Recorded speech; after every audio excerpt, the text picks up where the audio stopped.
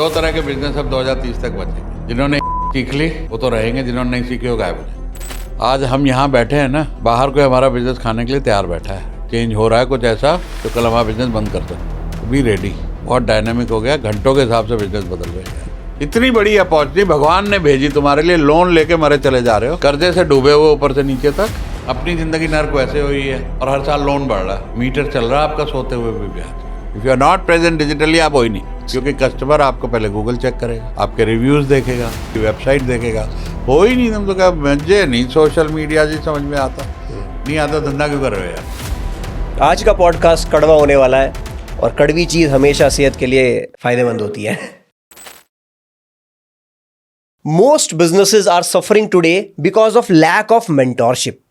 आज मेरा ये मानना है after 7 years in coaching industry कि अगर जो भी आपका टारगेट है, रेवेन्यू टारगेट है, जो आप 5 साल में अचीव करना चाहते हो, विद द राइट मेंटर आप उस टारगेट को 1 साल में अचीव कर सकते हो। आज इस पॉडकास्ट पर जो गेस्ट हमारे साथ हैं वो बहुत ही स्पेशल है, मेरे दिल के नज़दीक हैं।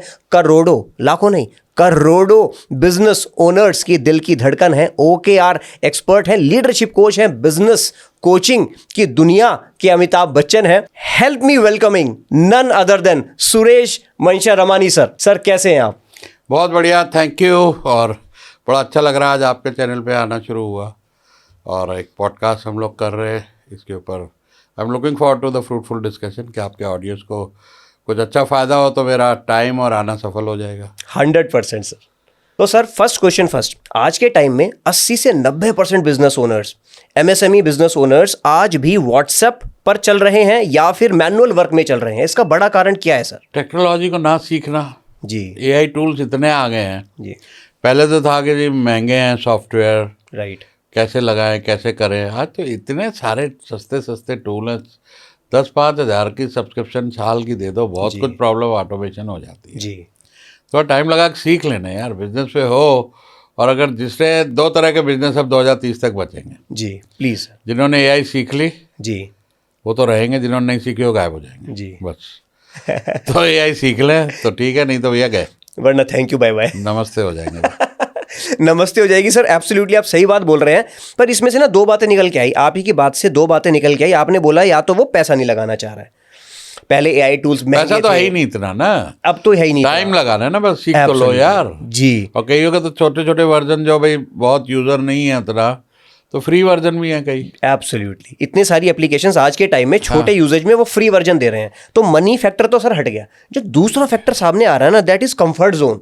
अरे साहब 2-5 करोड़ का धंधा कर रहे हैं, चल रहा है, बढ़िया चल रहा है, ऊपर बढ़ेंगे। हाँ बढ़ना तो है, पर सर कंफर्ट में है, निकलना नहीं है बाहर। ऐसो के बारे में क्या कहेंगे सर? हाँ तो बस 2030 के बाद नमस्ते ना। 2030 के बाद उनका धंधा बंद होने वाला है। होना ही होना है। 2 ही तरह के बिजनेस चलेंगे, या तो जो समझ जाएगा, जो सीख लेगा, जी, या जो नहीं सीखेगा और बंद हो जाए कंफर्ट जोन में। जी। नहीं चलने वाले। जी। आज बिजनेस पहले तो कुछ साल लगते थे, आज हम यहाँ बैठे हैं ना, बाहर कोई हमारा बिजनेस खाने के लिए तैयार बैठा है। चेंज हो रहा है कुछ ऐसा जो कल हमारा बिजनेस बंद कर सकता है। जी। तो बी रेडी। बहुत डायनामिक हो गया, घंटों के हिसाब से बिजनेस बदल रहे हैं यार। तो इसलिए जिसने भी कंफर्ट जोन में रहा जी, वो गया, खत्म। तो कंफर्ट और रिच एक कमरे में नहीं रहते। कंफर्ट और रिच, वाओ, पैसा और कंफर्ट एक कमरे में नहीं रहता। लेकिन यह है कि जब पैसा आ गया तो कंफर्टेबल भी हो जाओगे। जी बिल्कुल। हाँ, मूल मंत्र मिल गया आज का हमको। Sir ERP adoption, enterprise resource planning या कोई भी टूल हो for a matter of sense, ERP adoption आज के टाइम में लेस देन 8% है सर, कंपनीज में लेस देन 8%। सर क्या हो रहा है? मतलब जब तक वो सही से इंप्लीमेंट नहीं करेंगे वो लोग आगे नहीं बढ़ पाएंगे। इसलिए सर वो जो 1-2 करोड़ वाला है वो 1-2 करोड़ पे अटका हुआ है, 10 वाला 10 पे अटका हुआ है, आगे नहीं बढ़ पा रहे हैं।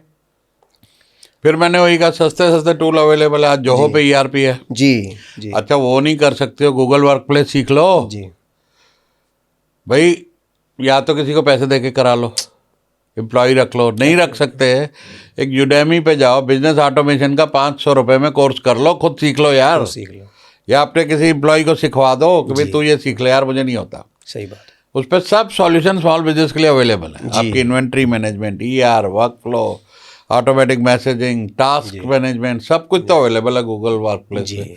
वो भी नहीं लोग यूज़ करना चाहते तो फिर क्या भैया शिकायत किससे कर रहे हो तुम? क्या बात। जब खुद ही नहीं कुछ करने को तैयार हो तो फिर कंप्लेन मत करो।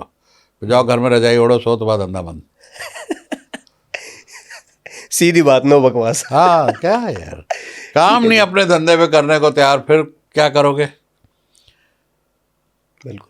फिर तो तुम्हारी भगवान भी मदद नहीं करेगा ना। जब इतने सारे टूल अवेलेबल है और तुम उसको इस्तेमाल नहीं करने को तैयार हो, सीखने को तैयार नहीं हो, खुद कोई ऐसा आदमी रखने को तैयार नहीं हो, पैसा लगाना नहीं चाहते भाई किसी से करा लो, तो फिर क्या ही करोगे तुम यार? आज के मॉडर्न ज़माने में नहीं सर्वाइव कर पाओगे यार। जी। समय बदल गया एकदम। ट्रू। हाँ, so change with the time. Change with the time, absolutely. हाँ, शेप अप और शेप आउट। या तो शेप पे आ जाओ या बाहर हो जाओ। जी बिल्कुल। मनशा रबानी सर, आज मैं काफ़ी ब्लेस्ड फील कर रहा हूँ बिकॉज मैं भी बिजनेस कोचिंग की दुनिया से आता हूँ। हम लोग सेल्स ट्रेनिंग कंपनी चलाते हैं, जैसा आप ऑलरेडी जानते हैं सर। अपन लोग सेल्स पे बात करते हैं, हार्ड कोर सेल्स पे हम लोग बात करते हैं, सेल्स ग्रो कराते हैं। इसमें एक बड़ा प्रॉब्लम ये आता है कि जैसे एक टर्म होती है दैट इज कॉल्ड रेवेन्यू। हमने इतना पैसा इन्फ्लक्स आया बिजनेस में, ठीक है जी, वो हो गया रेवेन्यू। इसके एक लेवल ऊपर जाए वो होता है प्रॉफिट। बहुत बढ़िया जी, इतना अपना प्रॉफिट बन गया। पर प्रॉब्लम ये है सर, आज के टाइम में मान के चलो किसी का एक साल में 2 करोड़ का प्रॉफिट बना, क्या बैंक में 2 करोड़ आए? नहीं नहीं, वो तो अभी नहीं आए, क्योंकि किसी से 60 दिन में, किसी से 30 दिन में, किसी से 90 दिन में। तो कैश फ्लो और प्रॉफिट में बैलेंस कैसे, इक्विलिब्रियम कैसे मेंटेन करें? भाई तुमने बहुत एमएसएमई की दुखती रग पे हाथ रख दिया जी जब मैं किसी सेमिनार में कैश फ्लो की बात करता हूँ ना, लोगों को पसीना आ जाता है। जी। क्या हमने तो बैलेंस शीट देखा ही नहीं, हमारा सीए जो बना देता है, हमारी तो पैसे है जेब में? बोले नहीं। देखो भाई, सेल्स दुगनी हो गई, प्रॉफिट दुगना हो गया, बड़ा डेंजरस बात है अगर कैश फ्लो नहीं है। जी। अब होगा क्या, सरकार मांगेगी टैक्स। तो तुमने पिछले साल 10 किया था भैया, अब 20 किया, 1 करोड़ प्रॉफिट किया, 2 करोड़ किया, तो भैया 50 लाख हमको भी टैक्स दो। या तो टैक्स से चोरी करोगे जी। या अगर पक्के में दिखाओ टैक्स देना पड़ेगा। जी। लेकिन and of the day vendors को पेमेंट नहीं कर पा रहे हो टाइम पे, राइट। सैलरी दे नहीं पा रहे हो टाइम पे, जी।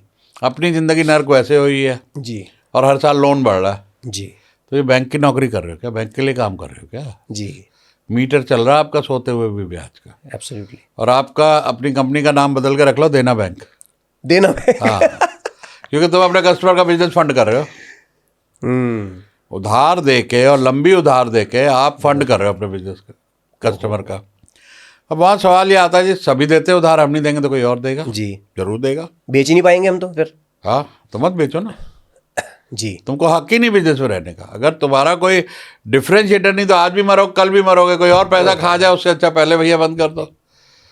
तो भाई कुछ डिफरेंशिएटर तो करो। मैं नहीं कहता आज जो कर रहे हो वो बंद ही कर दो, लेकिन साथ साथ जल्दी डेवलप कर लो कुछ ऐसा जहाँ आपको पैसा एडवांस मिले। बिल्कुल ठीक। कहाँ मिलता है एडवांस? मैं कभी कुछ चीज़ों के तुम भी एडवांस देते हो? हाँ। बोले हाँ देते हो। बिल्कुल देते। तो तुम क्यों नहीं ले सकते? सही क्योंकि बात। तुम्हारे पास प्रोडक्ट नहीं है ना, हाँ। कि कस्टमर झक मार के तुमसे ही ले एडवांस पैसा दे। जी। वो प्रोडक्ट डेवलप करो ना। आज आपको मालूम है कि मेरे से मिलने के लिए, सिर्फ मिलने के लिए, जो यूट्यूब पे मैं ज्ञान फ्री देता हूँ उसके लिए लोग पैसे दे जाते हैं कि पर्सनली मिलना है जी। सही बात है, बिल्कुल ठीक। जो डिमांड है ना, राइट। गूगल करो best OKR coach in India, top पे मेरा नाम, बेस्ट SME मेंटर और सबसे ऊपर मेरा नाम, बियॉन्ड एनी डाउट। तो जब आप अपने आप को ब्रांड कर लो, अपने कुछ डिफरेंशिएटर बना लो, तो पैसा तो आएगा यार, देंगे लोग आपको। क्या बात है। लेकिन आप कमोडिटाइज बिजनेस में हो, भीड़ का एक हिस्सा हो, तो भीड़ का हिस्सा रहोगे तो भाई भीड़ में ही रहोगे, फिर अलग ना पहचान बननी है, ना प्रॉफिट आएगा, ना कैश फ्लो आएगा, ना धंधा बढ़ेगा, ये स्ट्रगल चलती रहेगी। तो भैया तुम्हें कोई हक नहीं है रात को सोने का अगर तुम डिफरेंशिएटर अगले 30 दिन के अंदर अगर अपने बिजनेस को कोई ऐसा प्रोडक्ट और सर्विस, उसी में मैं नहीं कह रहा कि कुछ और खोल लो, हाँ। कि जाके एक और नया धंधा कर लो कैश का, उसी में ही। हाँ, कि भाई मैं भाजी की दुकान लगाऊंगा, लोग मेरे को कैश दे जाएगा, फ्रूट की रेडी लगाऊंगा कैश दे ना, कुछ ना करो। जो कर रहे हो उसमें ही आपको कोई ना कोई ऐसी चीज़ मिल जाएगी जी, जो आप लोगों से अलग हो जाओ।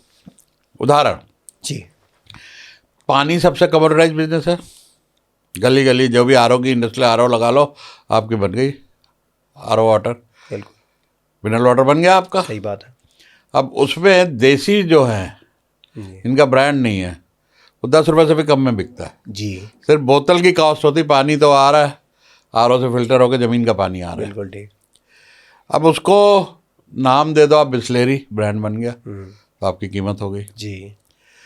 अच्छा। उसको एवियन तो 500 रुपये का, पानी है ना, पानी। जी तो एवियन हो गया। जी। अच्छा, एक बंदा और हीरो निकला, उसने पानी में विटामिन डाल दिया, विटामिन इन्फ्यूज वाटर। कितने की बिकी होगी कंपनी, जरा गैस करो आप। कंपनी का नाम से? कंपनी का नाम तो गूगल पे मिल जाएगा, लेकिन उसको कितने पैसे मिले? आप कोई भी गूगल पे डालेगा कोक ने विटामिन इन्फ्यूज वाटर की कंपनी कितने में खरीदी, आपको नहीं मिल जाएगा गूगल पे। ओके। अंदाजा पैसों का तो लगाओ, पानी की बात कर रहे हैं। केवल पानी की? हाँ, 500 करोड़, पता नहीं सिर्फ क्या, कितना बड़ा ब्रांड था। 32,000 करोड़ क्या बात है। वो एक कंपनी? एक कंपनी कोक ने खरीद ली कि ये लाइन हम ऐड कर देते हैं, हेल्थ ड्रिंक हो गई, विटामिन इन्फ्यूज वाटर हो गया। 4.3 बिलियन की कंपनी खरीदी। आहा। आज की तारीख में 90 रुपए से लगा लो 36,000 करोड़ हो गया। पहले ये 32 होता था, 80 का जब डॉलर था। तो यार कुछ तो डिफरेंट करो। मुझे बड़ा दुख होता है, लोग कमोडिटाइज फंसे हुए वही करे जा रहे, करे जा रहे, करे जा रहे। क्यों कर रहे हो यार? वो जो कर रहे हो उसमें तड़का तो लगाओ कुछ डिफ्रेंसिएशन का, नया नाम दे दो, कुछ नई टेक्निक बता दो, कुछ ऐसे बता दो कि हम भैया इतने टेस्ट करते हैं क्वालिटी के। Create some differentiator.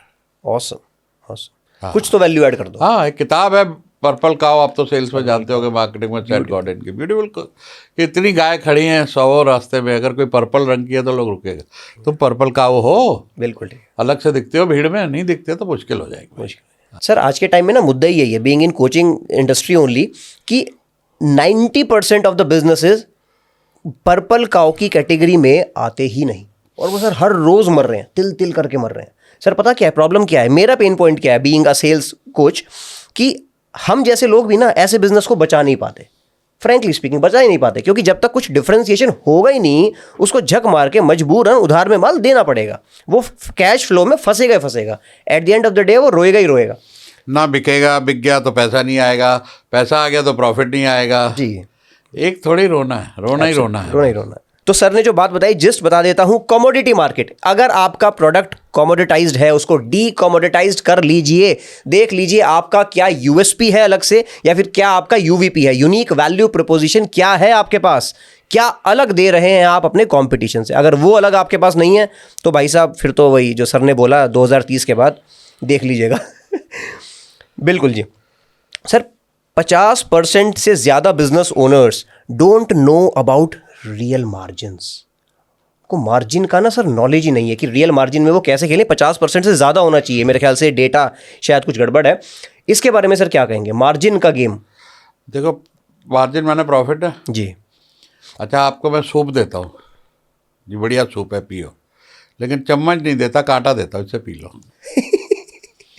लगे रहो मुन्ना भाई, यूं यूं ही करते करते करते करते भूखे मर जाओगे जी। तो बिजनेस का भी यही हाल है बगैर प्रॉफिट के जी।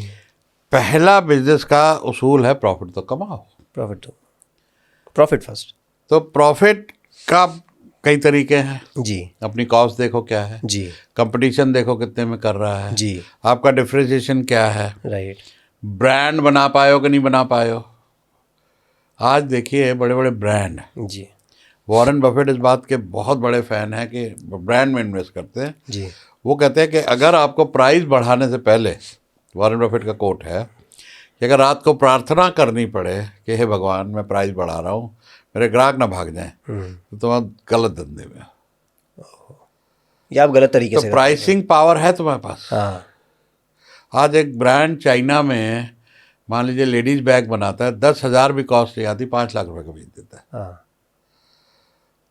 तो ब्रांडिंग पे तो काम करो यार, 2-4 साल लग जाते हैं, कोई बात नहीं जी। तो तुम आज से थोड़ी हो बिजनेस में, 10 साल 20 साल से ब्रांड पे क्यों नहीं काम करा जी। बिल्कुल। एक साहब आए मेरे बेंगलोर से कि मेरे बहुत बढ़िया जैकेट्स हैं, मेंस की ये हैं, पैंटें हैं, कार्गो पैंट्स हैं। मैं क्वालिटी देखी बहुत बढ़िया, क्या हमारे यहाँ तो उधारी चलती है जी, बहुत मरे पड़े हैं, 60 दिन 70 दिन 80 दिन। मैं कहा ठीक है। लीवाइस का नाम सुना? कहाँ सुना है। मैं कहा उसको एडवांस मिलता है? हाँ। वो तो ब्रांड है। तो मैं कहा तुम्हें किसी ने रोका है? हाँ, आपको किसी जोशी ने बोला था ब्रांड मत बनाना मर जाओगे? करेक्ट। तो ब्रांड क्यों नहीं बनाया भाई इतने सालों से? ब्रांड बनाते इतने साल हो गए तुम्हारे धंधे को, आज 15-20 साल से बिजनेस कर रहे हो, तो लीवाइज नहीं तो भाई इंडिया के देसी में नंबर 1 ब्रांड, 2 ब्रांड, 3 ब्रांड तो हो जाते। जी बिल्कुल। या प्रीमियम भी मिले, पेमेंट भी मिले, तुमने वो भी नहीं करा। जी तो ब्रांडिंग तो करो यार, एब्सोल्युटली। प्राइसिंग पावर रखो, क्योंकि देखो कस्टमर्स, अच्छा प्राइसिंग की एक साइंस है, समझे, कस्टमर्स आर साइकोलॉजिकल जी नॉट लॉजिकल। जी I will repeat, customers are psychological not logical. एक रेस्टोरेंट को मैं कोच कर रहा था, कुछ नहीं, उनका खाली मेन्यू पलट दिया, महंगी चीज़ें ऊपर कर दी, सस्ती नीचे कर दी, 26% सेल बढ़ गई। आहा महंगी आइटमों की प्रॉफिट भी बढ़ गया, सेल भी बढ़ गया, सिर्फ इतना ही, कुछ नहीं बदलाव किया। ओके। तो इसकी साइकोलॉजी को, प्राइसिंग की समझो, सीखो, मेंटर से सीखो, किताबें पढ़ के सीखो, यूट्यूब से सीखो, बहुत बड़ा खेल है इसके अंदर। प्राइस एंकरिंग एक टर्म होती है। आप किसी दुकान में जाओ, आप जानते होगे, आप स्माइल कर रहे हो, मैं समझ रहा हूँ, कि पहले सेल्समैन आपको चीज़ दिखाता है जी, कोई मान लो लेडी गई है कि भैया कोई सूट या साड़ी दिखाओ, वो दिखाता है जी 1 लाख। अरे 1 लाख बहुत ज़्यादा है। अच्छा चलो, अब बहन जी आपका बजट कितना है? कोई 10,000 तक की चीज़। 10 तो नहीं है मैडम, ये 15,000 की चीज़ है। अब 1 लाख का प्राइस एंकर हो गया तो 15,000 सस्ता लगने लगेगा। वो करो। डेका इफेक्ट आपने सुना होगा, पॉपकॉर्न सब खाते हैं पीवीआर में जाके, छोटा पॉपकॉर्न 100 रुपये, मीडियम पॉपकॉर्न 250 रुपये, बाल्टी वाला पॉपकॉर्न 300 रुपये। कौन सा लोगे? बाल्टी वाला। अरे 50 रुपये ही तो ज़्यादा है यार, इतना बड़ा मिल रहा है, पूरी ऐसे उछाल उछाल खाएंगे पूरी पिक्चर में, वजह से 3 घंटा देखेंगे। अरे वो बेचना ही वही चाहता है, ये 250 रुपये डेका इफेक्ट है। एब्सोल्युटली। तो प्राइसिंग को समझो, प्रॉफिट उसमें छुपा पड़ा है यार। तो पहला तो ब्रांड करो अपने को, दूसरा प्राइसिंग की साइकोलॉजी को समझो जी। जो भी उसके अंदर बहुत सारी और साइंस है, 2-3 चीज़ें मैंने डेका इफेक्ट और ये चीज़ें बता दी, वो करो तो आपको प्राइस का पावर आएगा ब्रांड से भी, और थोड़ा कस्टमर की साइकोलॉजी समझ के प्रॉफिट कमाना। देखो इसमें ज़्यादा धर्मात्मा मत बनना, फिलॉसफी मत झाड़ना जी। हम रीजनेबल प्रॉफिट लेते हैं, प्रॉफिट में कोई रीजनेबल वर्ड नहीं होता है।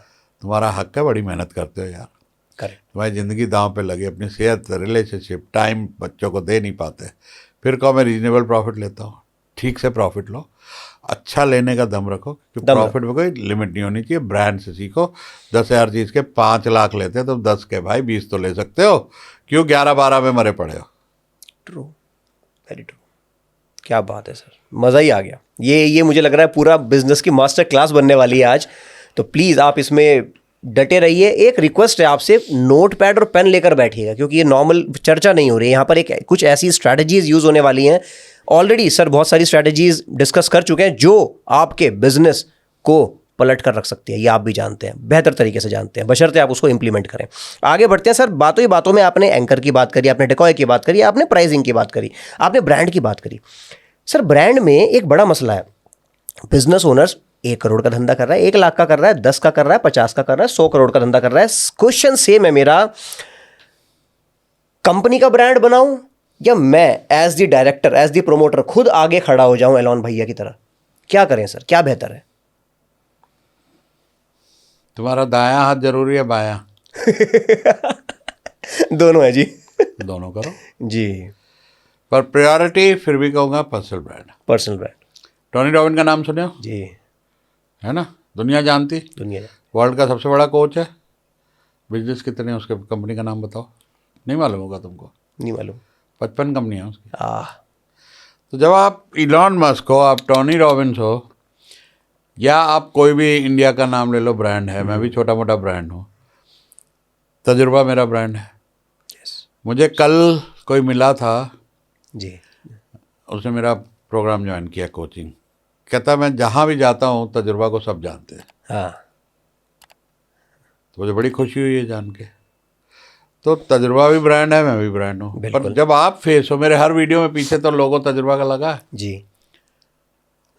तो जब आप ब्रांड बनते हो तो आप जिस चीज़ पे हाथ रख दो वो भी ब्रांड हो गई। जी बिल्कुल। तो पहले तो अपना इलॉन की तरह सामने आओ यार, छुपो मत, ब्रांड बनो। क्योंकि एक बहुत बढ़िया कोट है गैरी वी का कि अगर आप डिजिटली प्रेजेंट नहीं हो तो आप हो ही नहीं। If you are not present digitally, आप हो ही नहीं आज के ज़माने में। क्योंकि कस्टमर आपको पहले गूगल चेक करेगा, आपके रिव्यूज़ देखेगा कितने हैं, आपकी वेबसाइट देखेगा, आपका लिंक्डइन प्रोफाइल देखेगा, यूट्यूब इंस्टाग्राम पे हो तो वो देखेगा। एब्सोल्युटली। हो ही नहीं, तुम तो क्या, मुझे नहीं सोशल मीडिया जी समझ में आता। नहीं आता, धंधा क्यों कर रहे हो यार? सही बात। जाओ कहीं धर्म कर्म करो, पहाड़ों पे। गुरुद्वारे में फ्री रोटी मिलती है, लंगर वंगर खाओ, सेवा भाव करो। सही बात धंधा करो तो धंधे को धंधे की तरह करो, है ये। ब्रांडिंग करो, कंटेंट क्रिएशन करो, गूगल रिव्यूज़ लो अपने कस्टमर से, अपनी सही प्रेजेंस तो बनाओ गूगल पे, सही बात है। ताकि आपकी क्रेडिबिलिटी तो इस्टेब्लिश हो। कस्टमर के टेस्टिमोनियल लो, जिस कस्टमर को खुश किया उसका रिव्यू लो, किसी का वीडियो लो, करो ये सब चीज़ें इकट्ठी, जरूरी करनी है आज के ज़माने में। 21st सेंचुरी भाई बड़ी खतरनाक काम है, यहाँ नहीं बिजनेस सर्वाइव करने वाले जो ढीले और कंफर्ट जोन में रहे, absolutely. Will be out of business. मैं सीरियसली बोल रहा हूँ कि जो इस वीडियो को देख रहे हैं समझ लो कि भाई तुमको क्या क्या करना है। इस वीडियो को अच्छी तरह से उनसे भी शेयर करना जो समझते हो कंफर्ट जोन में मजे में चले जा रहे हैं जी। एब्सोल्युटली। हाँ, सुरेश सर, इसमें एक जल्दी से एक ऐड ऑन करता हूँ। मान के चलिए, आप for your better understanding, audience के अंडरस्टैंडिंग के लिए मान के चलिए सर, हमें ना माइक खरीदने जाना है, हमें 10 पीस ऑफ माइक खरीदने हैं, ब्रांड ए और ब्रांड बी है, ठीक है जी। अब बिजनेस ओनर्स हैं दो अलग अलग, उनमें से एक जो है वो पर्सनल ब्रांड पर ज़्यादा फोकस कर रहा है, वो निकल के सामने आ रहा है दैट हेलो मेरा नाम है अंकित रविंद्र जैन और मैं इस ब्रांड को ओन करता हूँ और इसके अंदर ये चीज़ें खास हैं। दूसरे का ओनर कोई सामने आया ही नहीं, तो ऐसा लगेगा हमको कि वो लावारिस है, मतलब पता नहीं वो कहाँ से उठ के आ रहा है, क्या क्रेडिबिलिटी है। इसकी क्रेडिबिलिटी अपने आप हाई हो गई। इसीलिए पर्सनल ब्रांड पर फोकस करने के लिए मेरा क्वेश्चन वापस से घूमकर यही आता है सर, कि आज के टाइम में ना ब्रांड बड़ा करना है कंपनी का, हाँ जी हाँ समझ में आ रहा है सर, मैं ज़रूर करूँगा सर, बताओ क्या करना है सर, मार्केटिंग पे पैसा, ब्रांडिंग पे ये सब करूँगा सर। पर्सनल ब्रांड सर सामने नहीं आऊँगा मैं ज़रा पीछे ही हूँ सर, मैं ज़रा पीछे से काम करता हूँ, बढ़िया पीपल को मैनेज कर लूँगा, सामने नहीं आना मुझे। तो ये बिजनेस ओनर्स को आज के टाइम में सर समझना पड़ेगा कि पर्सनल ब्रांड, जैसा आपने बोला, दोनों हाथ ज़रूरी हैं पर पर्सनल ब्रांड ज़्यादा ऊपर ज़रूरी है। ऐसों के लिए सर क्या क्या आप और बोलना चाहेंगे इसके बारे में? फिर मैं कुछ सखत सखत बोलूँगा तो ऑडियंस नाराज हो जाएगा यार। सर सख्त बोलना बड़ा ज़रूरी है, क्योंकि मैं कान पकड़ने वाला कोच हूँ, मैं यस वाला कोच नहीं हूँ। वाह। मैं जो बोलूँगा मुंह पे बोलूँगा, तुम्हारे भले के लिए बोलूँगा जी, तो ये ज़रूरी करना पड़ेगा, करना पड़ेगा। तुम्हारे पास कोई रास्ता नहीं है यार। करेक्ट। और जो आप कह रहे हो ना कि पैसा नहीं खर्च होता इतना, जी, सब कुछ आपके सामने मैंने बिल्ड किया है, बगैर पैसे के किया है। गुरिल्ला मार्केटिंग, गुरिल्ला ब्रांडिंग सब करा है। फ़ोन सबके पास है, कैमरे सबके पास है, ऐप एडिटिंग की सबके पास आ गई है। लिंक्डइन पे टेक्स्ट कंटेंट है, हम सबको कुछ ना कुछ ज़िंदगी में एक्सपर्टीज़ है, नॉलेज है, केस स्टडीज़ है। सही बात है। सिर्फ थोड़ा टाइम निकालो, आधा एक घंटा रोज़ इस काम पे लगाओ, जी, पोस्ट करो, रोज़ पोस्ट करो। हमारा एक मित्र है वेट लॉस एक्सपर्ट, अच्छा, अब वो कहते थे भैया कोई वेट लॉस तो होता नहीं, फिर मुझे गालियाँ देते हैं क्योंकि खाना बंद करेगा तो वेट लॉस होगा, खाना कोई बंद करता नहीं, तो मुझे प्रोडक्ट बेचना है। जी, तो उन्होंने डायबिटीज़ के प्रोडक्ट बनाए निश, ओके, और ख़ुद कंटेंट क्रिएट करना शुरू किया। डायबेक्सी चैनल है उनका, मेरे दोस्त है लोकेंद्र तोमर, अच्छा जी, खुद वीडियो बनाते हैं। 2 मिलियन फॉलोअर हैं, अपने प्रोडक्ट के ब्रांड एम्बेसडर खुद ही हैं। खुद ही। 22 करोड़ की भाई साहब सेल है, 1 एकड़ की फैक्ट्री लगा ली है, जो सिर्फ 21,000 में वेट लॉस करते थे लोगों का। ओफो, तो ये है power of branding, personal branding. Personal branding. Knowledge share करो ना। करेक्ट। अगर वो डायबिटीज़ के प्रोडक्ट बेच रहा है तो डायबेक्सी के नाम से चैनल बना के खुद कैमरे के सामने आया, डायबिटीज़ रिवर्स कैसे करो, क्या आम खाने से शुगर बढ़ती है, या सेब खाने से बनती है, कौन सा क्या खाना चाहिए, क्या है। 100 वर्टिकल प्रोडक्ट के साथ और कंसल्टेंसी, ये वो डॉक्टर रख लिए हैं कि लोग की डायबिटीज़ भलाई भी कर रहे हैं, हाँ, लोग का फ़ायदा भी हो रहा है, इतनी बड़ी खतरनाक बीमारी से छुट्टी भी दिला रहे हैं, प्रॉफिट और बिजनेस सारा भाई उधारी का काम ही नहीं है, काम ही नहीं है। मार्जिन भी है, कैश भी है, ग्रोथ भी है, और क्या चाहिए। तो Absolutely. क्यों शर्माना यार, अपने बिजनेस के लिए अगर घबराते हो, मेरे से ये नहीं होता कैमरे के सामने, सही बात। तो क्या ही कहो यार, फिर तुम बिजनेस के लायक नहीं हो। जो सफ़र कर रहे हो वो तुम्हारे लिए सफ़र ही किस्मत में लिखा हुआ है, वही करते रहोगे अगर ये सब चीज़ें नहीं करोगे। जी, बिल्कुल ठीक। हाँ, या तो सफ़र, या SUFFER वाला सफ़र या तो सफ़र करोगे, ट्रैवल करते रहोगे, या दूसरा सफ़र करोगे। जी बिल्कुल। तो कुल मिला के जिस्ट ऑफ द स्टोरीज जो आपने बोला कि एडुकेशनल कंटेंट बनाओ, बाहर निकल कर आओ और बोलो, सबको बताओ। Fine sir, best OKR coach sir, what is this term और कैसे बिजनेसेस की आप हेल्प कर रहे हैं इसके थ्रू, इस टेक्निक के थ्रू? OKR का फुल फॉर्म है ऑब्जेक्टिव की रिजल्ट। छोटे बिजनेस को बिल्कुल नहीं ये मालूम था। अब भी मैं कई हज़ारों को कर चुका हूँ, लेकिन 6.5 करोड़ MSME है जी तो OKR अब भी लोगों के लिए नई टर्म है। जी। तो ये यूज़ किया था इंटेल ने। ओके। एंडी ग्रोव होते थे उनके फाउंडर, एंड्रयू ग्रोव। तो मोटरोला था सबसे बड़ा, तो इन्होंने पीटर ड्रकर का एक कॉन्सेप्ट होता था मैनेजमेंट बाय ऑब्जेक्टिव, उसको थोड़ा चेंज करके ओके जी। OKR नाम दिया, जहाँ पे गोल आप नहीं बनाते। एक्चुअली 8% लोग गोल अचीव कर पाते दुनिया में। सही बात है। तो उन्होंने कहा ये बड़ा प्रॉब्लम है यार। प्रॉब्लम क्या है, क्योंकि हम कहते तुम ये करो। आज अपने बेटे को कह दो कि बेटा सिगरेट मत पीना, वो बाहर जाके पहला काम करेगा सिगरेट पिएगा। बेटा पढ़ाई करो, मेरा मन नहीं लगेगा पढ़ाई में, क्योंकि आप कह रहे हो। जिस दिन उसके अपने मन से आ गया ना कि मुझे सिगरेट नहीं पीनी है, मुझे 6 पैक बनाने हैं, जिम जाना है, मुझे पढ़ाई करनी है, IAS करना है, वो अपने मन से करेगा जी, क्योंकि वो चाहता है जी। OKR वही है कि हम इंस्पायर करते हैं लोगों को कि वो अपने गोल खुद बनाएं। कंपनी के गोल भी टीम मिल के बनाए। भाई इस साल कंपनी ने क्या करना है, कितना करना है, आप सब लोग अलाइंड हो? हाँ जी है। अच्छा चलो, मुझे इतना हो गया गोल रेवेन्यू का, अब आप बताओ मार्केटिंग से कितनी लीड लाओगे, आप सेल्स कितनी करोगे। ये सारी चीज़ें अलाइन हो जाती उसके साथ। और साल का नहीं करना, साल के गोल को 4 क्वार्टर में। तो 12 महीने का साल नहीं जीना, 12 हफ्ते का जीना। 12 वीक। सो 12 वीक आपका ईयर हो गया और आपका वीकली मॉनिटरिंग हो गई। तो अब आप मेजर कर रहे हो, गोल बना लिया, हर हफ्ते उसको देख रहे हो, और क्वार्टरली सेलिब्रेट कर रहे हो। जिन्होंने अचीव किया उनको अवार्ड दे रहे हो, जिनको नहीं अचीव हुआ वो कह रहे हैं हम भी अगली बार करेंगे। Peer pressure, positive peer pressure, PPP वो हो जाता है। तो क्या इतनी सिंपल है, इतनी मुश्किल है, क्योंकि कंसिस्टेंसी है नहीं। लोग छोटे बिजनेसमैन आधा करके छोड़ देते। तो फिर गूगल ने किया 1999 में। हाँ। गूगल के बाद, सक्सेस के बाद दुनिया को जब पता लगा, तो माइक्रोसॉफ्ट, जितनी भी बड़ी कंपनियां हैं उन सब ने OKR को अपना लिया। छोटे बिजनेस को पता नहीं था, जब मुझे पता लगा तो मैंने यहाँ फैला दी बात। बिल्कुल ठीक। तो SME के लिए एक मैं ही बचा फादर ऑफ OKR। तो I am there. Very simple technique, simple tool, but consistency चाहिए। नहीं कंसिस्टेंसी है तो किसी भी चीज़ में, ना इन्वेस्टमेंट में है, ना धंधे में, कंपाउंडिंग का इफेक्ट नहीं मिलेगा। नहीं मिलेगा। जी बिल्कुल। आज का पॉडकास्ट कड़वा होने वाला है, और कड़वी चीज़ हमेशा सेहत के लिए फ़ायदेमंद होती है। तो सर, OKR के बारे में हल्का सा प्रकाश इस पर और डालिए। अपने बिजनेस में, आपके कोचिंग इंडस्ट्री में, क्या कोई ऐसी रियल लाइफ स्टोरी है, रियल लाइफ केस स्टडी है जहाँ पर OKR लगाकर ड्रास्टिक रिजल्ट आए हों? बहुत सारी है जी, बहुत सारी। कोई एक सूरज बोडे है, ओपस इनोवेशन। ओके जी। गोवा से कमर्शियल किचन बनाते हैं, कमर्शियल। अब वो भाई साहब 2 बार सुसाइड अटेम्प्ट किए। आओ। लॉकडाउन में मिल गए और OKR की उन्होंने घुट्टी पी ली। कहते मैं खाता पीता सोता रहता सांस लेता OKR हूँ। ओके।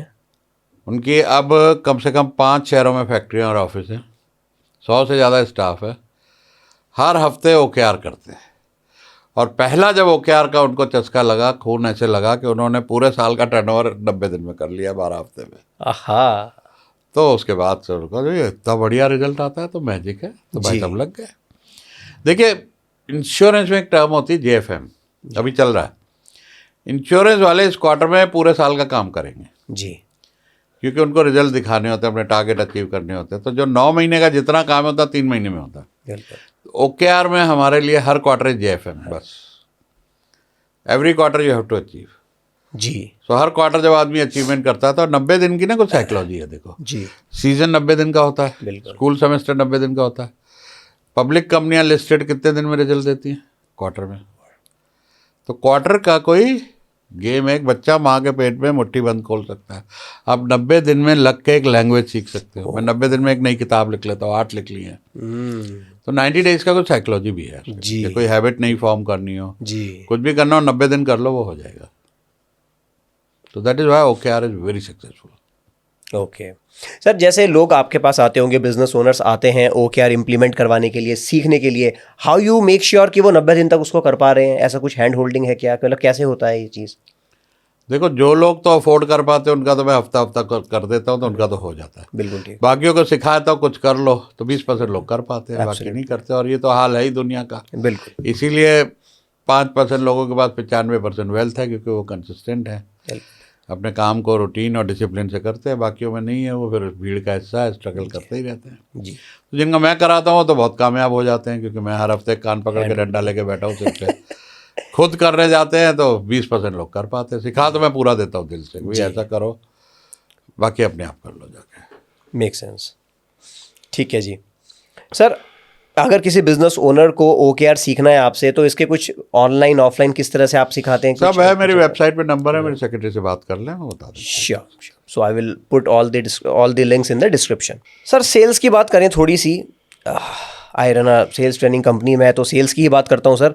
इसमें बड़ी प्रॉब्लम है, हर दूसरा बिजनेस ओनर दुखी है अपनी सेल्स टीम से। प्रॉब्लम एक्चुअली में कुछ और है, सेल्स लीकेजेस है, बहुत सारी चीज़ें हैं, राइट। सेल्स को ग्रो करने के लिए सर आपकी क्या टिप्पणी है? पहला स्किल्स जी। कि देखो, सेल्स के दो हिस्से हैं, एक तो सेल्स की स्किल है जी। दूसरा प्रोडक्ट की नॉलेज है। तो दोनों पे रेगुलर ट्रेनिंग, खुद को ट्रेनर का हैट पहनना पड़ेगा, या आप जैसे कोचेस को ले ले, बीच का रास्ता नहीं है, या तो खुद कर लो या करा लो, जी। लेकिन एक रेगुलर ट्रेनिंग चाहिए। आपकी सेल्स टीम कमांडो जैसी होनी चाहिए ट्रेनिंग, एब्सोल्युटली।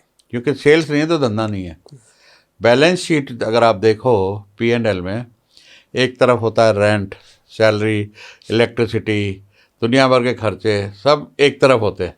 इधर क्या होती है? एक ही आइटम, सेल्स, सब पे भारी। तो भैया सेल्स तो नहीं है तो धंधा कैसे चलेगा?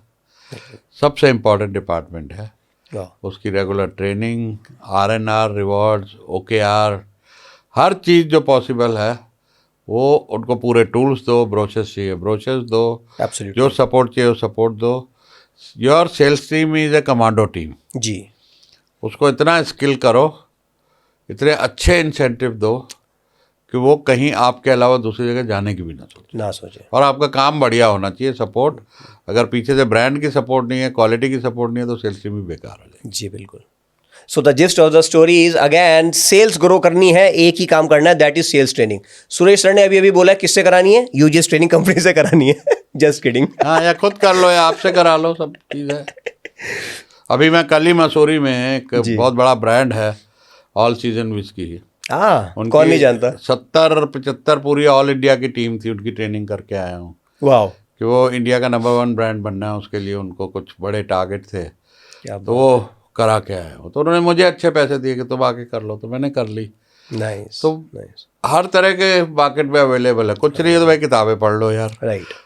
यूट्यूब पे फ्री बहुत कुछ कंटेंट अवेलेबल, वो कर लो, व्हाटएवर, कुछ तो करो, सीख लो यार, करो, सेल्स को ट्रेन करो। सही बात है, करना पड़ेगा, डूअर बनना पड़ेगा। Exactly. Sir, need of the hour क्या है? सिस्टम रिलायबिलिटी है कि ह्यूमन रिलायबिलिटी है? सिस्टम। बिकॉज जहाँ सिस्टम नहीं है ना, ह्यूमन फेल हो जाता है। जी। आज मैं हूँ नहीं हूँ जी। तो क्या मैं मर जाऊँ, धंधा बंद हो जाना चाहिए क्या? सिस्टम्स होंगे तो धंधा चलता रहेगा। जी। और जितना ओनर डिपेंडेंट बिजनेस होता है वो फिर आगे बड़ा हो नहीं पाता, स्केल नहीं हो पाता। सही बात। So systemise is the need of the hour. Every business should be systemise. Absolutely. हाँ, beyond any doubt. Sir, data driven और गट ड्रिवन, यार मेरा इंटेंशन कह रहा है, मेरा गट फीलिंग कह रही है ऐसा करने का है, तो डेटा ड्रिवन और gut driven. Decision without data are disasters. DDD। जिसने बगैर ये गट फीलिंग पे चला ना तो फट ही जाएगा। वो नहीं चलेगा। गट क्या होता है? बिजनेस में आपका सारा डेटा होना चाहिए, एनालिसिस होना चाहिए कि मुझे क्या डिसीजन लेना है।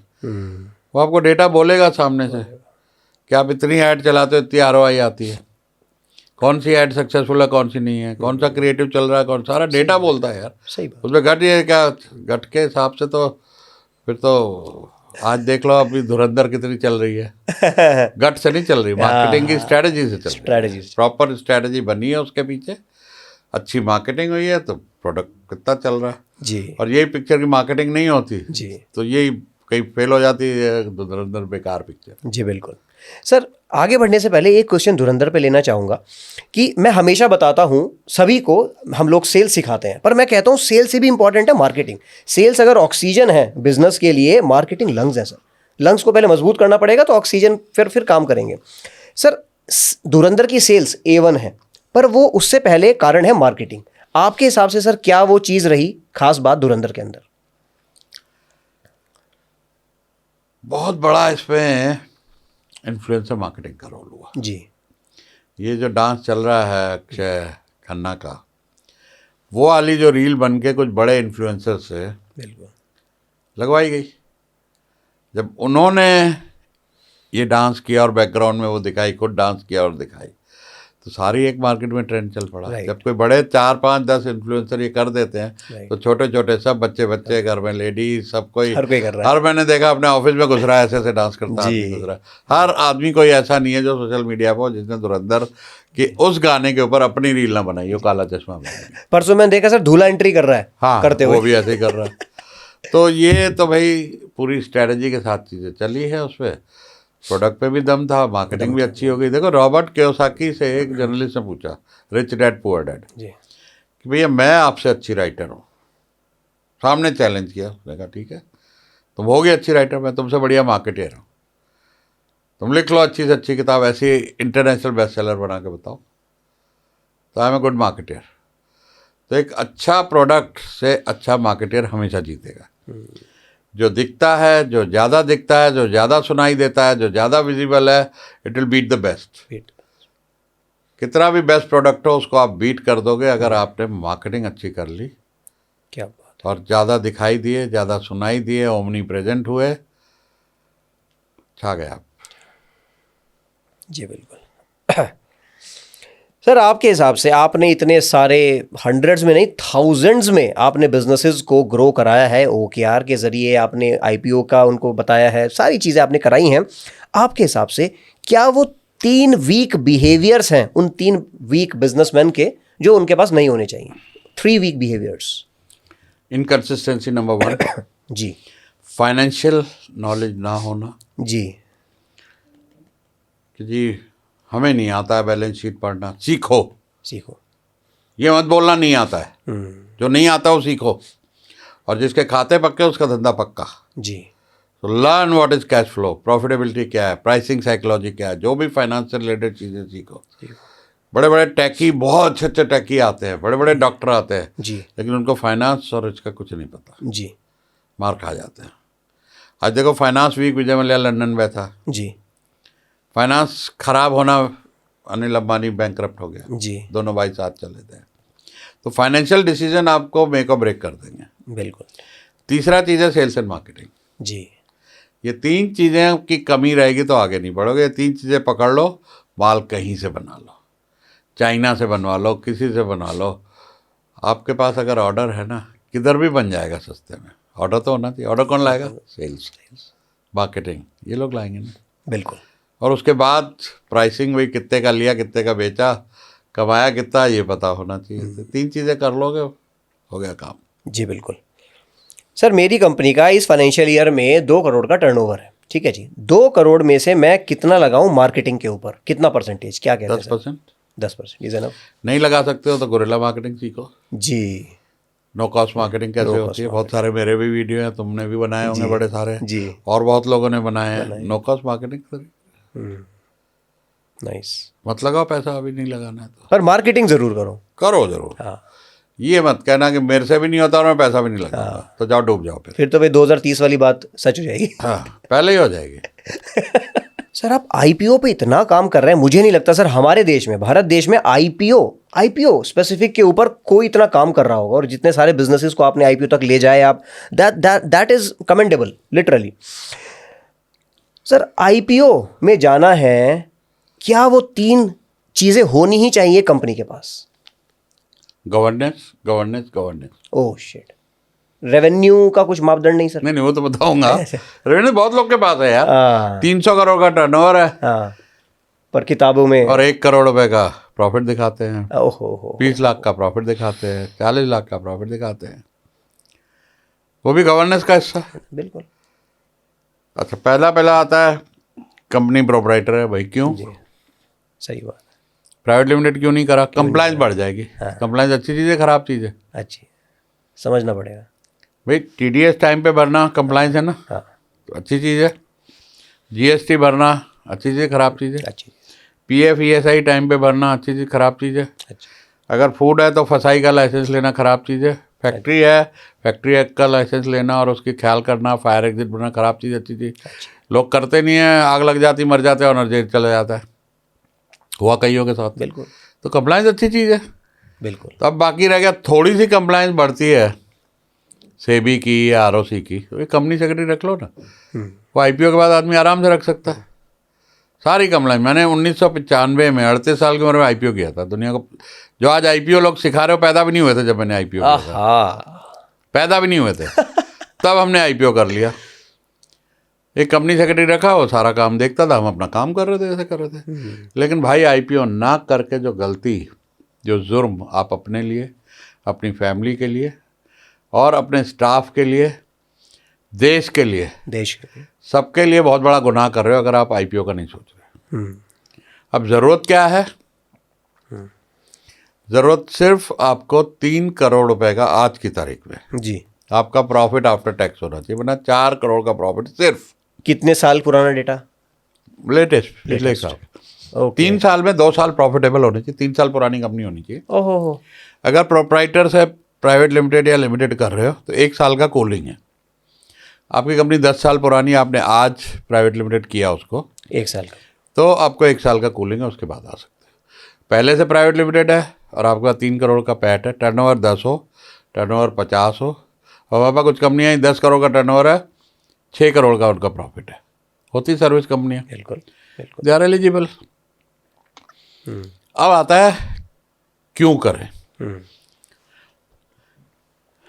कागज, आपकी प्राइवेट लिमिटेड कंपनी है, आपके पास उसके शेयर हैं, वो कागज है ना। आज तो डीमैट है, मान लो कागज है, अभी आपने डीमैट नहीं कराया, एक फिजिकल शेयर है, उस कागज की क्या वैल्यू है?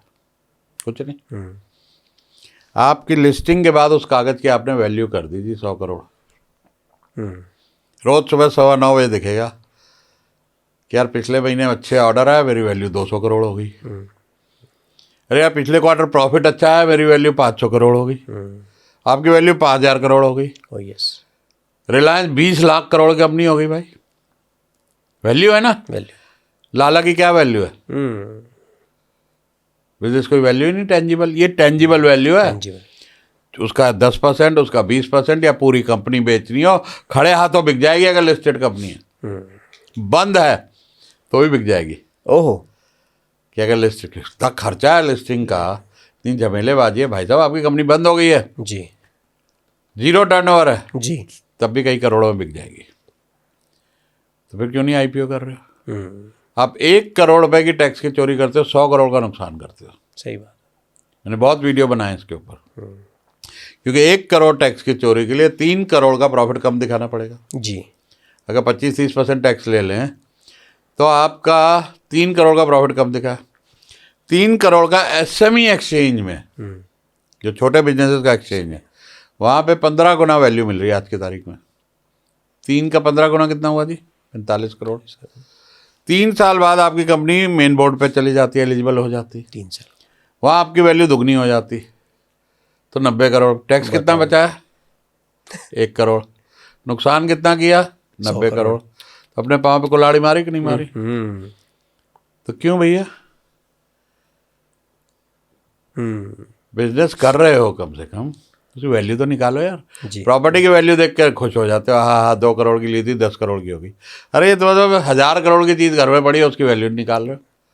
रिलायंस का आईपीओ सिर्फ 2 करोड़ 38 लाख का आया था, आज 20 लाख करोड़ कंपनी है। 6.5 करोड़ एमएसएमई है, सिर्फ 1200 क्यों आईपीओ आए आज तक पिछले 13-14 साल में?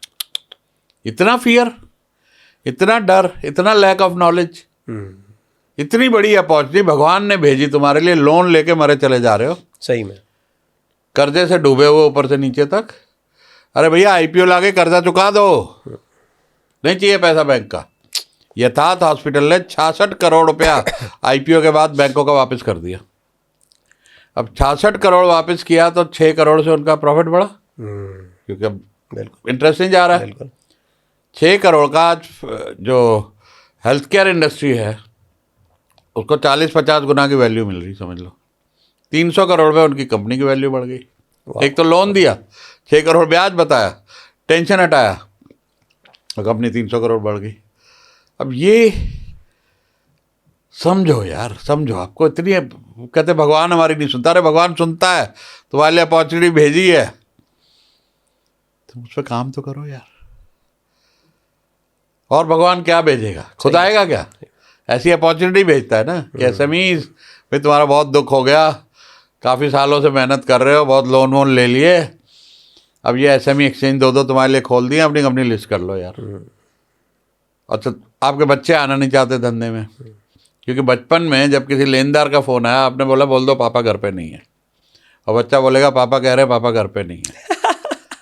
जोक होते थे बड़े। तो जब उसने ये देखा कि तुम्हारे काम में क्यों आओ यार, एक तो झूठ बुलवाते हो मुझसे, टेंशन में रहते हो, बीपी तुम्हारा हाई, डायबिटीज तुमको हुई है, मैं तो भैया गूगल की नौकरी कर लूँगा, तुम्हारा नहीं हो, ये बेकार काम है। जब आईपीओ करोगे ना, कूद के आएगा। पहले एक है मैं मेंटी का वीडियो है मेरे पास जी, क्या जैसे मैंने बेटे को बताया हुआ अमेरिका से जॉब छोड़ के आ रहा, पापा मैं आपके धंधे में आपके साथ करूँगा, फिर नाउ दे नो कि अब बाप कॉर्पोरेटाइज हो रहा है, कुछ बिजनेस को बड़ा कर रहा है, बिल्कुल। तो इज्जत समाज में हमारी भी होगी, ब्रांड होगा कि हम लिस्टेड कंपनी है। क्या बात है सर, ये जो बातों बातों में आपने बड़ी सरलता के साथ 7 से 8 पॉइंट बताया आपने, और ये जो लास्ट पॉइंट बताया ना, क्योंकि मैं भी आप ही की इंडस्ट्री से आता हूँ, आपके पीछे पीछे चल रहे हैं हम भी। सन और फादर वाला ये जो प्रॉब्लम है ना sir, this is a huge problem. मतलब फादर आज के टाइम में मर मर के बिजनेस कर रहा है 2 करोड़ पे, 10 करोड़ पे, 50 करोड़ पे, और सन यूएस में सेटल्ड। उसको आना ही नहीं इंडिया में, और अगर इंडिया में है तो धंधे में तो बिल्कुल नहीं आना। तो ये बहुत बड़ी बात आपने आज बोली आईपीओ को लेकर, ये बहुत बड़ी प्रॉब्लम सॉल्व हो जाएगी बिजनेस ओनर्स की। ठीक है जी। तो मुझे ऐसा लगता है सर, गवर्नेंस को बचाने के चक्कर में बिजनेस ओनर्स जो लाला माइंडसेट है ना सर, कच्चे लालच में पड़े हैं, और वही कि कम से कम टैक्स दिखाओ, कम से कम टैक्स दिखाओ, टैक्स के चक्कर में मत पड़ो, गवर्नमेंट के चक्कर में मत पड़ो, तो वो छोटे ही मरेंगे सर फिर तो। All right sir, loan versus IPO की फीचर्स। लोन लेके काम बढ़ाओ, आईपीओ से लोन चुका दो। क्योंकि अभी आईपीओ आ नहीं सकता, 3 करोड़ तुम्हारा पैट नहीं है। हाँ लोन लेके पैट पे पहुंचो, फिर आईपीओ निकाल के लोन चुका दो। सर, कुछ रैपिड फायर क्वेश्चन है, 3-4, ज़्यादा समय नहीं लेंगे, क्विकली मैं आपसे पूछना चाहता हूँ, और क्विकली आपको आंसर करना है, छोटे छोटे आंसर। क्यों से गोली मत मारना। फायर का नाम लेते तो गोली वाली बात होती है। Sir, 1 business rule that never fails. एक तो नहीं है यार, 3 है प्लीज। क्योंकि एक से तो नहीं हो सकता। सर, मेरे पापा कहा करते हैं कि बेटा भगवान से और ग्राहक से रज के मांगो, वो दे ना दे बाद की बात है। तो मैंने आपसे एक मांगा, मुझे 3 चीज़ें मिल रही हैं, प्लीज़ बताइए सर। तो पहला तो क्वालिटी ऑफ कस्टमर्स जी, जो आपको पैसा भी दे, पीस ऑफ माइंड भी दें, तारीफ भी करें, ठीक है, और प्राइस भी दें, प्रॉफिट भी दें जी ये संभाल लिया आपने तो एक एंड सिक्योर हो गया। जी। Quality of people you hire, एक अच्छी टीम, जी तो दूसरा एंड उन्होंने संभाल लिया। बिल्कुल ठीक। आपने उनको जो एनवायरनमेंट दिया, तीसरी चीज़ आप संभाल लो। तो quality of customer, quality of people and the environment you give them, 3 चीज़ें संभाल लो, बाकी का टेक केयर हो जाएगा। नाइस सर, मेरे पास जितना भी छोटा सा एक्सपीरियंस है उससे मैं आपको बताना चाह रहा हूँ, आपसे निकलवाना चाह रहा हूँ। ये जो आपने 3 हैंड बोले ना, इसमें जो तीसरा हैंड है ना सर, मैक्सिमम बिजनेस ओनर्स यहाँ पर स्ट्रगल कर रहे हैं एनवायरनमेंट और कल्चर को लेकर। इसके बारे में थोड़ा सा बताएं सर। जिन कंपनियों में कल्चर होता है, एक कहावत है, culture eat strategy for breakfast. Hindi में बोलूँगा कि तुम्हारी स्ट्रेटजी कितनी भी बढ़िया, तुम फन्ने खाओ, लेकिन अगर कल्चर नहीं है कंपनी में तो नहीं चलेगी स्ट्रेटजी। तो जिन कंपनियों में, एक रिसर्च है कि कंपनियों में कल्चर होता है और जिनमें कल्चर नहीं होता, कल्चर वाली कंपनियों का प्रॉफिटेबिलिटी 692% ज़्यादा होती है। प्रॉफिटेबिलिटी डायरेक्ट रिजल्ट है एक अच्छे कल्चर का। तो कल्चर डेवलप करना एक लीडर का पहली जिम्मेदारी है। और एक और बात कहूँगा कि as a leader you are in the energy management business. Sir please come again. Energy high रखो, you are in the energy management business. My God, आपकी एनर्जी और आपकी टीम की एनर्जी कंपटीशन से हाई है तो हमेशा आगे रहोगे। ओए होए होए, खतरनाक सी बात बोल दी आपने। You are the energy management manager. Awesome sir, 1 investment you believe in long term, कि यार ये बढ़िया, सबसे बढ़िया चीज़ है। 1 इन्वेस्टमेंट एक बतानी है सर। अपने नॉलेज पे कोई ले नहीं सकता आपसे। वॉरेन बफेट बोलता है, जो दुनिया का सबसे बड़ा इन्वेस्टर है, जो बड़ी बड़ी कंपनी शेयर्स में इन्वेस्ट करता है, कहता है सबसे बढ़िया इन्वेस्टमेंट जो मैंने किया अपने ऊपर किया। क्योंकि वो मेरे से कोई ले नहीं सकता था और कभी उसने मुझे बिलियंस कमा के दिए। जी तो ये इन्वेस्टमेंट तो लर्निंग पे जो नहीं कर रहा है, ही डाइंग, जी। तो खत्म हो रहा है, वो बढ़ रहा है। Awesome, awesome. Sir, give the audience and me one brutal habit they must start today. I must start today. Something that will change them or me in 30 days. Time habit. Management. Time management. मैं कहता हूँ अगर आप time पे हो, you already 10 minutes late. ओहो sir, क्या बात बोल दी आपने। आप अगर टाइम पे हो तो 10 मिनट लेट हो। मतलब आपका ब्रांड और रेपुटेशन इतनी बड़ी होनी चाहिए जी कि घड़ी खराब हो सकती है, अंकित भैया लेट नहीं हो सकते। ये रेपुटेशन कर ली, आप बहुत बड़े ब्रांड हो गए। कस्टमर आपकी रिस्पेक्ट वहाँ तक करेगा कि ये आदमी टाइम का पाबंद है। जी माना ये पेमेंट का पाबंद होगा, ये सप्लाई का पाबंद होगा, जी। ये हर वादा पूरा करेगा क्योंकि इसको टाइम की रिस्पेक्ट है। तो जिसने भैया टाइम पकड़ लिया वो सबसे आगे हो जाएगा। सबसे आगे। आई टोटली बिलीव जो अब तक हमने चर्चा करी, वो चाहे स्केलेबिलिटी के ऊपर हो, प्रॉफिटेबिलिटी के ऊपर हो, कैश फ्लो के ऊपर हो, IPO के ऊपर हो, सर आई टोटली बिलीव कि इसका ना सर पार्ट 2 करना पड़ेगा बहुत जल्दी। मैं आप सबसे जानना चाहता हूँ कि अगर आप अब तक टिके हैं ना, इसका मतलब आप पहली बात तो आप एक सीरियस बिजनेस ओनर्स हैं। बाकियों के लिए ना ये पॉडकास्ट था ही नहीं है ना, यहाँ पर खेल मजाक नहीं हो रहा है, सीरियस बिजनेस डेवलप हो रहा है, धंधा ग्रो हो रहा है। आपको दिल से धन्यवाद करना चाहता हूँ कि आप अपने बिजनेस के लिए सीरियस हैं, अपने लिए सीरियस हैं, अपनी फैमिली के लिए सीरियस हैं, देश के लिए सीरियस हैं। हम सब मिलकर ग्रो कर रहे हैं। धन्यवाद यहाँ तक बने रहने के लिए। सर इस क्षण में, इस पल में मैं आपका धन्यवाद करना चाहता हूँ from the bottom of my heart. आपने समय निकाला, इतनी दूर से आप आए, मेरे लिए बड़ी बात है सर। धन्यवाद। Thank you.